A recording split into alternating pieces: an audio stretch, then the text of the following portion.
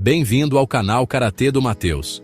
Na descrição do vídeo, consta 2 links de compra do meu e-book, O Karatê Além da Luta, um e-book filosófico e para autocrescimento, para mudar de vida. O valor é simbólico e me ajuda muito. No coração do oceano, entre a China e o Japão, existia um lugar especial, o reino de Ryukyu, hoje conhecido como Okinawa. Esta terra não era apenas uma ilha bonita, era um centro de comércio, cultura e, acima de tudo, de guerreiros. Ali, as artes marciais nasciam da necessidade. Eram tempos em que defender a si mesmo e a sua família era a maior prioridade. A proibição do uso de armas pelo clã Satsuma, do Japão, forçou o povo de Okinawa a transformar o próprio corpo em uma arma.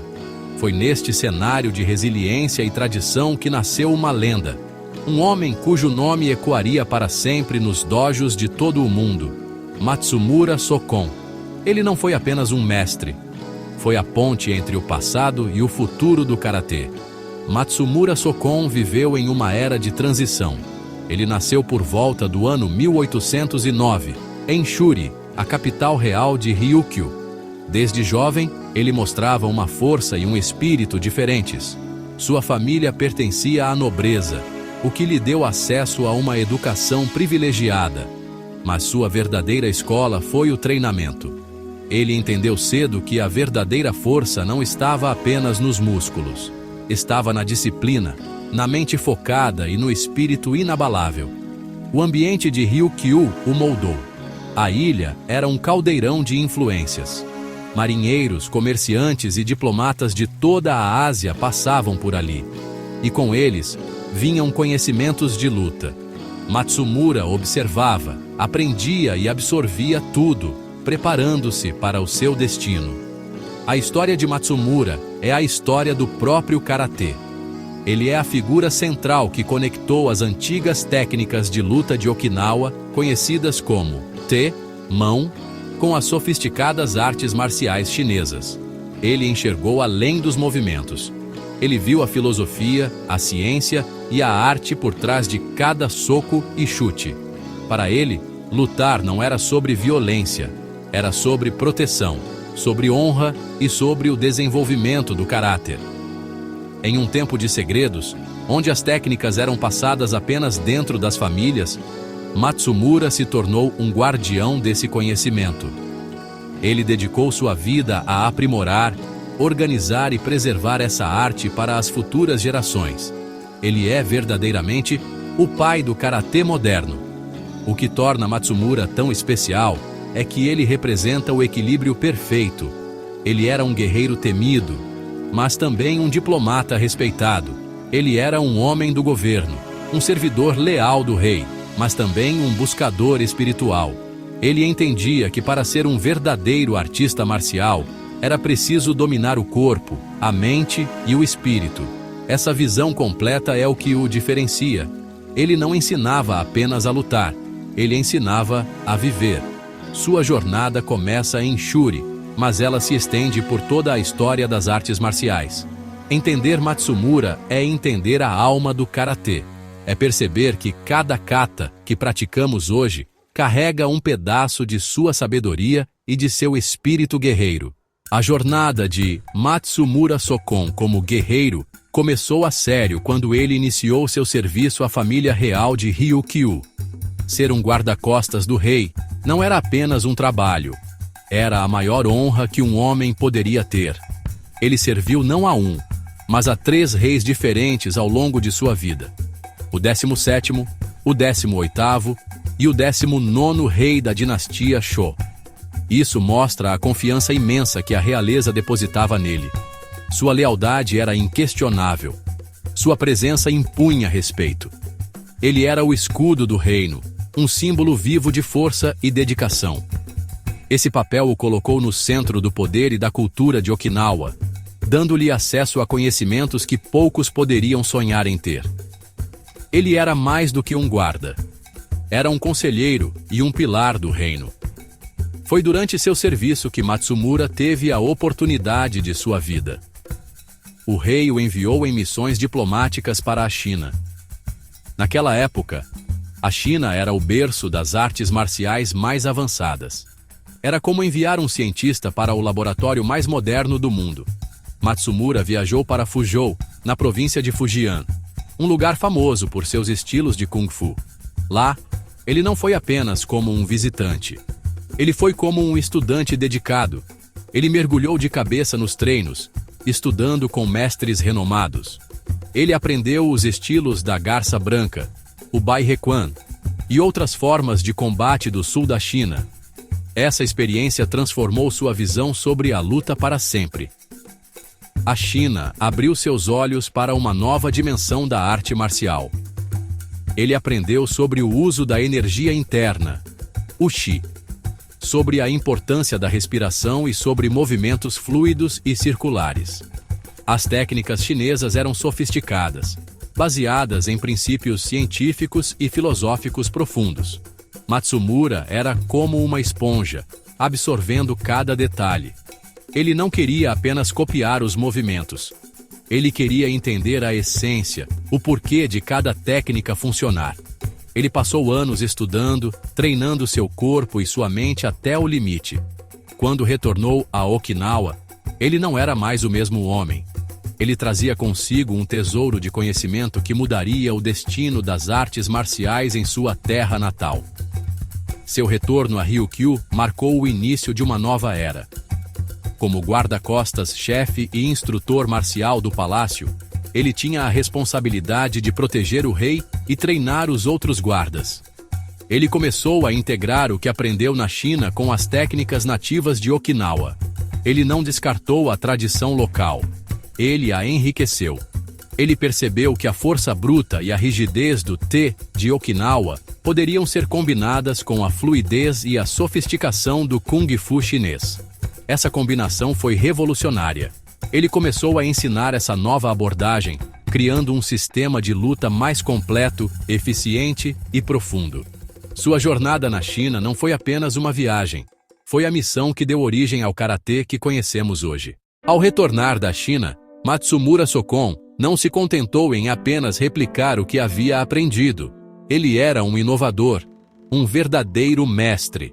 Ele começou um processo cuidadoso de análise e síntese. Ele pegou os princípios do Kung Fu da garça branca e de outros estilos do sul da China e os fundiu com o Te de Okinawa, a arte de luta nativa que ele já dominava. O Te era caracterizado por sua força direta, seus golpes lineares e sua postura sólida. Era uma arte forjada na necessidade de autodefesa rápida e decisiva. Matsumura manteve essa essência poderosa, mas adicionou a ela a fluidez, a circularidade e a inteligência tática das artes chinesas. Nascia assim o Shuri-te, o estilo de karatê da capital, Shuri. O Shuri-te de Matsumura era diferente de tudo o que existia antes. Ele introduziu conceitos como o movimento corporal evasivo, o Tai Sabaki, e o uso estratégico da distância, o Maai. Antes, a luta em Okinawa era mais estática.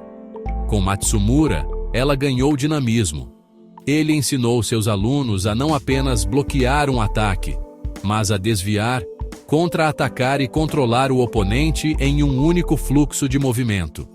Ele enfatizou a importância de usar a força do adversário contra ele mesmo, um princípio fundamental das artes marciais internas.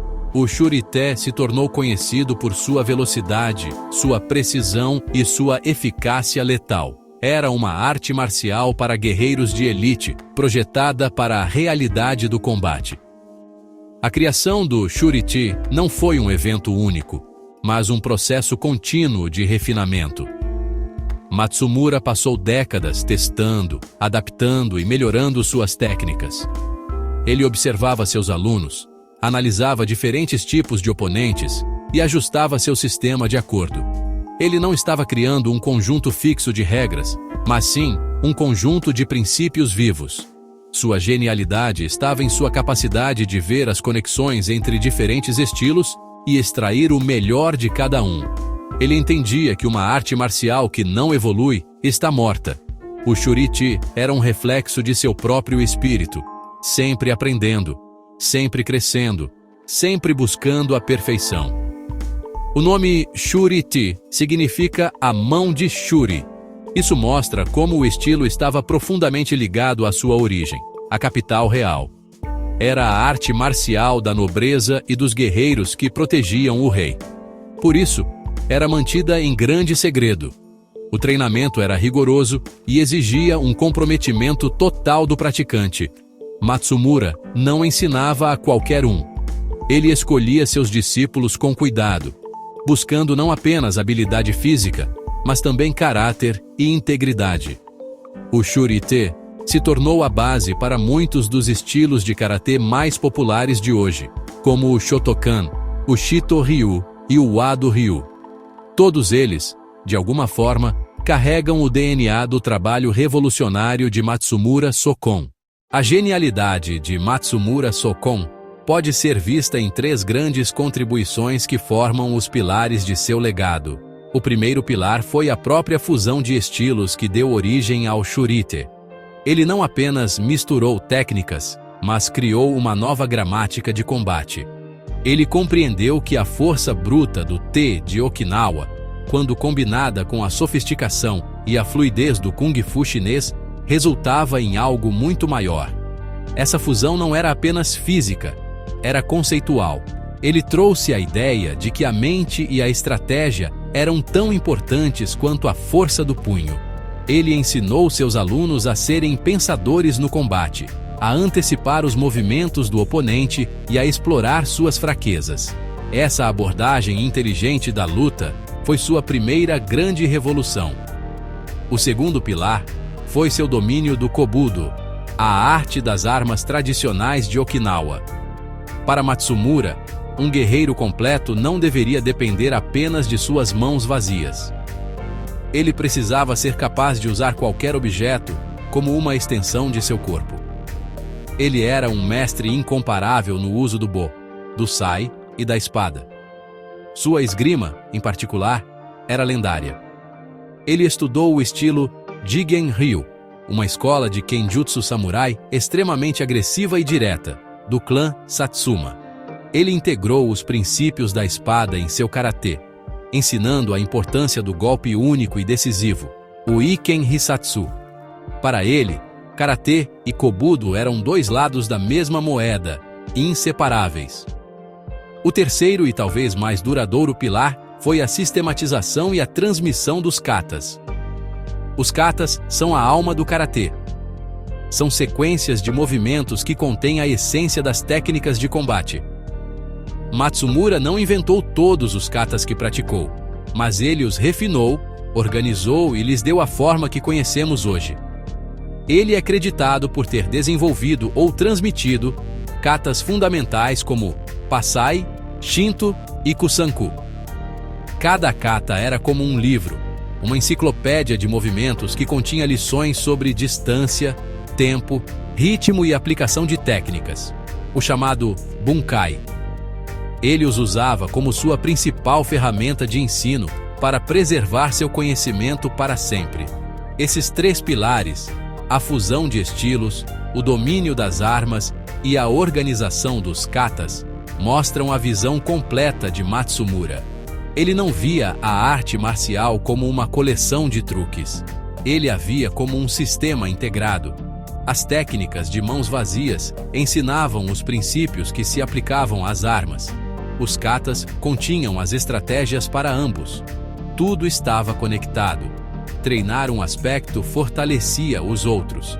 Essa abordagem holística é o que tornou seu ensinamento tão profundo e eficaz. Ele não criou apenas um estilo de luta. Ele criou um caminho de desenvolvimento completo para o guerreiro, um caminho que equilibra a técnica, a estratégia e o espírito. Para Matsumura Sokon, a arte marcial ia muito além da técnica física. O verdadeiro campo de batalha estava dentro da mente.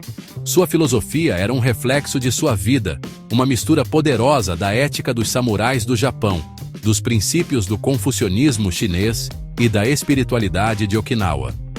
Ele acreditava que o objetivo final do treinamento não era derrotar os outros, mas conquistar a si mesmo. Esse conceito é a base de sua famosa frase: para entender a arte do karatê, você deve primeiro entender-se. Conhecer a si mesmo é o verdadeiro segredo para a vitória. A vitória sobre o medo, sobre a raiva, sobre o ego. Essa era a verdadeira luta que ele ensinava. A influência do Bushido, o código de conduta dos samurais, era evidente em seus ensinamentos. Ele valorizava a honra, a lealdade, a coragem e, acima de tudo, o autocontrole. Um verdadeiro guerreiro, segundo Matsumura, não era aquele que buscava a briga, mas aquele que a evitava com sua presença calma e confiante. A serenidade em meio ao caos era a marca de um mestre. Ele ensinava que a força bruta, sem controle, era perigosa e inútil. A verdadeira força vinha do equilíbrio, um corpo forte, uma mente clara e um espírito sereno. Essa busca pelo equilíbrio era um trabalho para a vida toda, um caminho que se percorria dentro e fora do dojo. Do confucionismo, ele trouxe o profundo respeito pela hierarquia, pelos mais velhos e pelos professores. Ele acreditava na importância da ordem social e da responsabilidade individual. Um artista marcial tinha o dever de usar suas habilidades para proteger os fracos e servir à comunidade. A disciplina no dojo era um reflexo da disciplina que se deveria ter na vida. O respeito ao sensei, aos colegas de treino, os senpai e kohai, e ao próprio local de prática eram fundamentais. Essa estrutura criava um ambiente de aprendizado seguro e focado, onde o caráter do aluno podia ser moldado junto com sua técnica. A humildade era uma virtude essencial. Não importava o quão habilidoso você se tornasse, sempre haveria mais a aprender. A essência de sua filosofia pode ser resumida em uma palavra: harmonia. Harmonia entre o duro e o suave, entre o ataque e a defesa, entre o movimento e a quietude. Ele ensinava que a luta era como uma conversa, um intercâmbio de energia. Em vez de se chocar contra a força do oponente, era preciso fluir com ela, redirecioná-la e encontrar a abertura. Essa filosofia se aplicava também à vida. Em vez de lutar contra os desafios, era preciso entendê-los, adaptar-se e encontrar o caminho certo para superá-los. O karatê de Matsumura não era apenas sobre lutar, era uma ferramenta para forjar um ser humano melhor, mais equilibrado e mais consciente.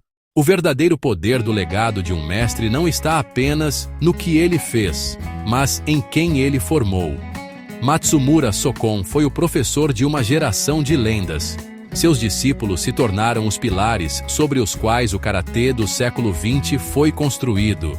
Cada um deles carregou uma faceta dos ensinamentos de Matsumura, desenvolvendo-a e passando-a adiante. O mais famoso de seus alunos foi, sem dúvida, Itosu Anko. Itosu é frequentemente chamado de o avô do karatê moderno. Ele pegou o Shuri-te de Matsumura e o adaptou para ser ensinado nas escolas públicas de Okinawa. Foi Itosu quem criou os katas Pinan, simplificando os conceitos complexos de Matsumura para que as crianças pudessem aprender. Outro discípulo de destaque foi Asato Anko. Asato era um mestre da estratégia e um especialista em diversas artes marciais. Ele, junto com Itosu, foi o professor de Gichin Funakoshi, o homem que levaria o karatê para o Japão e fundaria o estilo Shotokan. Assim, a linhagem é clara e direta, de Matsumura para Itosu e Asato, e deles para Funakoshi. A essência do Shuri-te de Matsumura viajou de Okinawa para o Japão, e de lá para o mundo inteiro. Cada praticante de Shotokan hoje, mesmo sem saber, está conectado ao espírito e à técnica do grande guarda-costas do rei de Ryukyu. O legado de Matsumura não é uma nota de rodapé na história, é o capítulo principal. Matsumura também influenciou outros grandes mestres que fundaram seus próprios estilos. Kentsu Yabu, outro de seus alunos, ficou conhecido como um demônio por sua intensidade e rigor no treinamento. Ele ajudou a espalhar os ensinamentos de Itosu e a solidificar o karatê como parte da educação física em Okinawa. Chotoku Kian, que também aprendeu com Matsumura, desenvolveu seu próprio estilo, e seus ensinamentos influenciaram a criação de outros, como o Shorin-ryu. A influência de Matsumura foi como uma pedra jogada em um lago. As ondulações se espalharam em todas as direções, tocando quase todos os ramos do karatê que se originaram em Shuri e Tomari. O que é fascinante é como seu legado permanece vivo.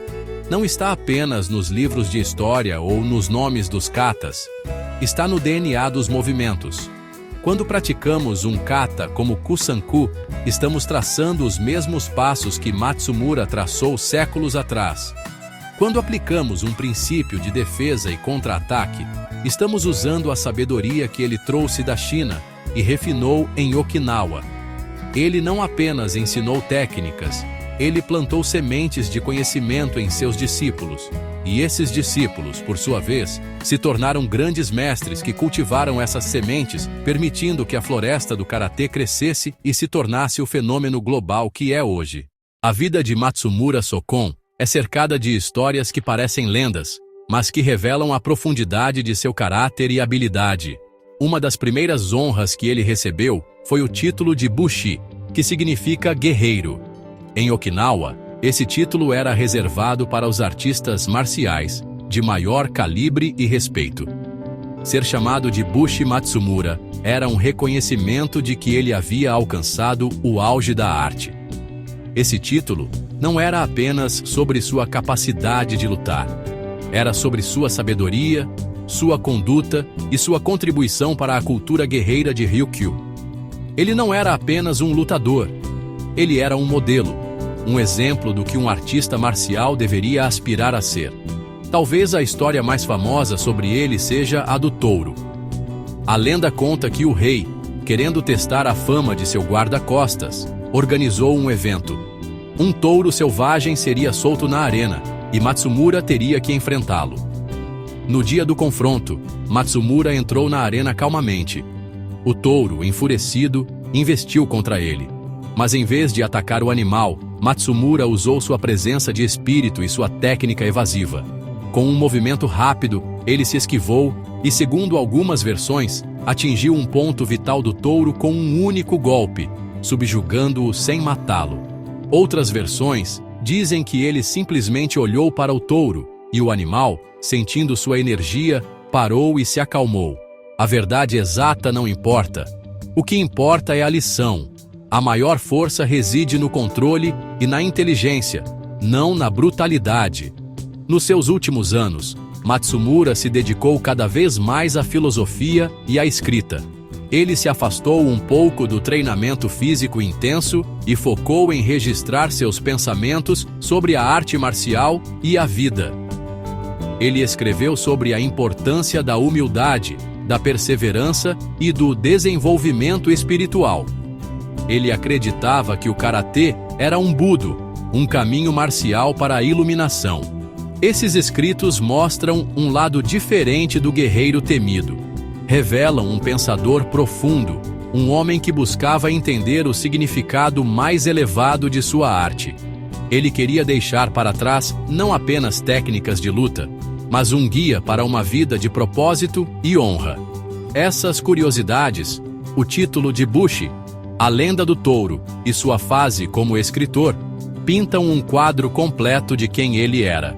Ele era a personificação do ideal do guerreiro filósofo. Sua vida nos ensina que a jornada marcial tem muitas fases. Há o tempo de aprender, o tempo de servir, o tempo de lutar, o tempo de ensinar e, finalmente, o tempo de refletir. O exemplo de Matsumura Sokon continua a inspirar praticantes de karatê em todo o mundo. Ele nos mostra que a verdadeira maestria não está em nunca ser derrotado, mas em como vivemos nossas vidas, dentro e fora do dojo, com coragem, sabedoria e um espírito indomável.